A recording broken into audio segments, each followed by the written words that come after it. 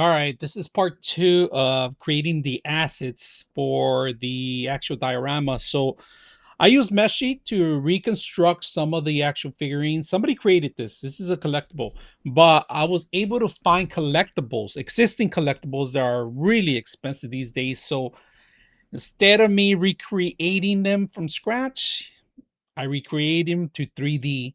And so, for example, let's take, for example, this character here. This is the boat character, right?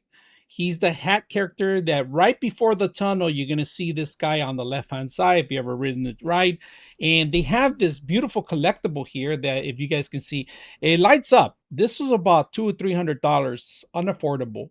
So I was able to recreate this guy in actually bamboo character design, right? I'm gonna show you what I'm talking about, but there were some features that were off right now. So this is the actual real original camera. I fed the actual image to the system, it reconstruction the whole thing.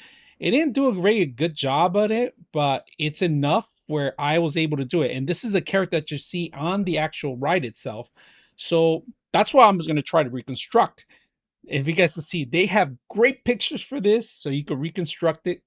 And even the close-ups, this is amazing stuff. So I like that I could save this and do it for some other time. But let me show you the next asset too that I've done.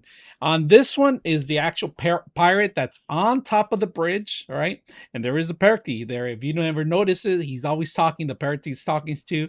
Now this asset was a little easier to reconstruct because the system Meshi recreated this entire thing really, really good that I was able to extract the actual asset from this particular frame and reconstruct it myself. So I was very impressed with it, to be honest with you. And I'm gonna show you the final results too on every single character. So I reconstructed this guy too. And let me take you to the last one that took me quite a while, but it was an awesome design.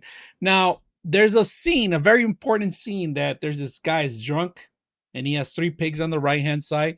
I also did it on Meshi. I was able to reconstruct this one, and this one came out incredible too. This is the original one, but this is the actual one that they were selling, and it's a little expensive. Like I said, it's unaffordable for me. I couldn't afford some of the stuff, so it's just if you can't afford it, you could reconstruct it. And this is only for educational purposes, just to let you guys know. All right, so this is the one I loved. I love this one because it kind of fit all the details I needed. It didn't have too much. Now the only thing I couldn't reconstruct was this part right here, the ring of the actual candle, which is a lamp. So we're going to turn it off here so you guys can see. Now let me take you to the first asset I was able to reconstruct. Now this one, look at the details. Now, believe I'd done this one through Bamboo Labs. I fed it the information. It did this one. So it's not bad. The only thing I didn't like is that pirate side. For some reason, they just puts it in there, but I understood it was a pirate. I was able to get them out of here and put them into actual natural pole.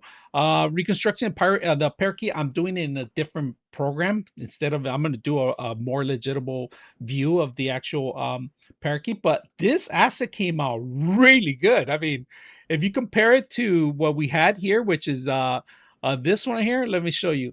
So that's a little comparison on it. I'm gonna show you. Let me see if I can it's not that bad. I mean, I was very impressed with it, to get that a little bit off, but because it's gonna be a diorama, it's gonna be so small. I'm not really concerned about the size of it or how it looks. As long as he's having the same effects as a ride, I'm all for it too. So very impressed with that part. Now let's close this one up and let's bring the pig hat. All right. So this one right here was one of my favorite ones. And like I said, look at this one. Look at this. It came out incredible. And if you guys can see the loop, it lost the loop there, but I don't really care.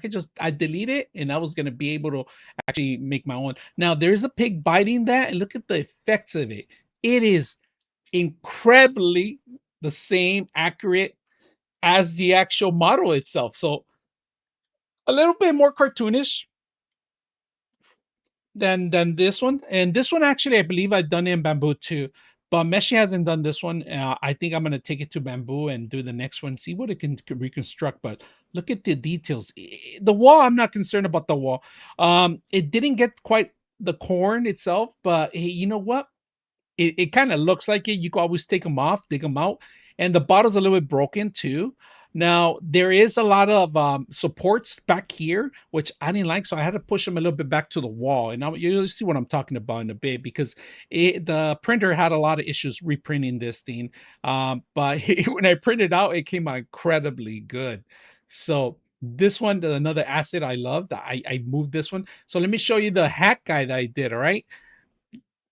Now, the hat guy was a little bit more cartoonish, and this is because it was done through bamboo character design. And I had removed the actual hands because he has an actual case.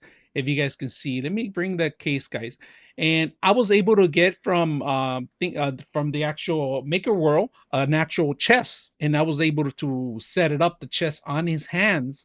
I was able to create this on Mixed Labs, recreate it where I could cut it off.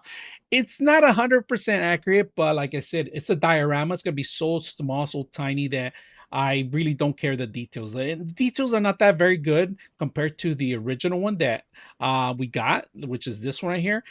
Details are not the greatest, but I was able to get a boat from actually Maker World too, also, and reconstruct this whole scenario where he's stepping into the actual pond. Let me show you what I'm talking about. And they look incredible.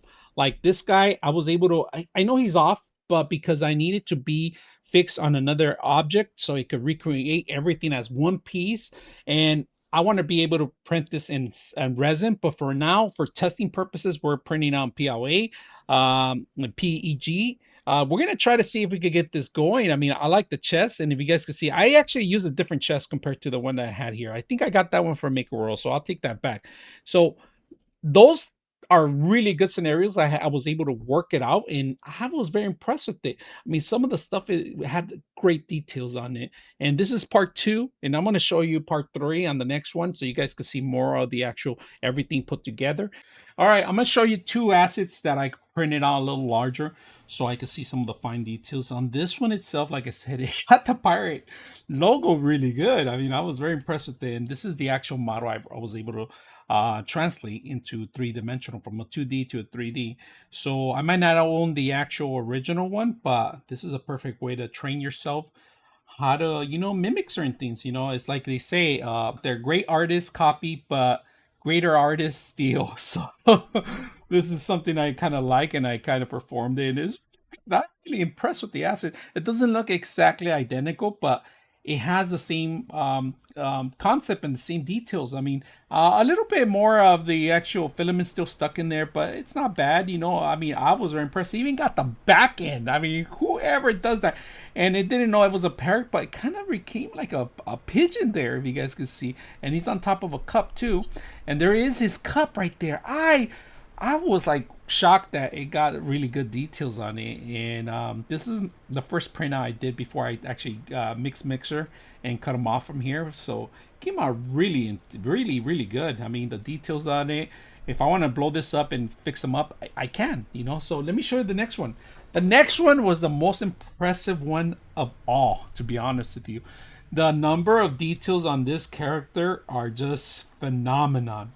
I mean, I was super thrilled. Look at this. I'm going to show you some. I know they look like pickles in the thing, like I showed you, but look at this. Even the pigs biting that little cloth that he had in there.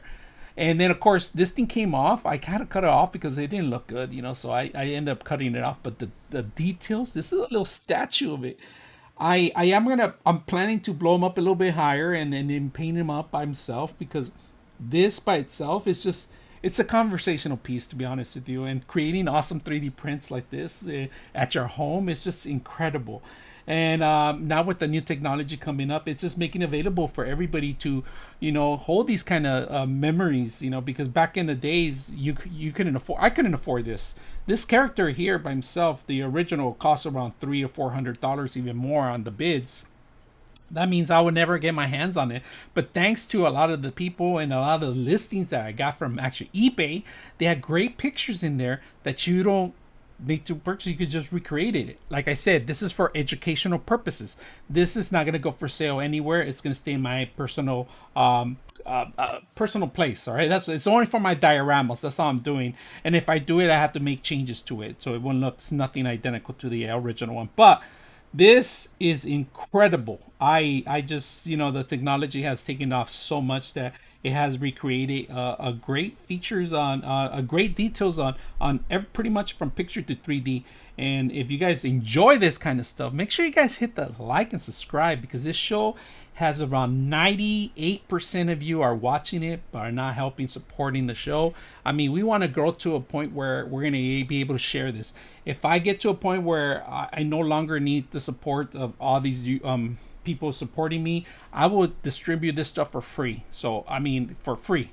But we need to get to a point where, we need to get that voice and get us popular enough that we're going to have to support ourselves, and we could distribute everything I bring out. I will do it for free. I will not sell it for any reasons. But I do need to have supporters, and supporters like you make this channel grow. And thanks to a little bit of sponsorships that I get here and there, I'm able to bring this stuff for you. So I hope you guys enjoy this part of the part 2 of the actual build.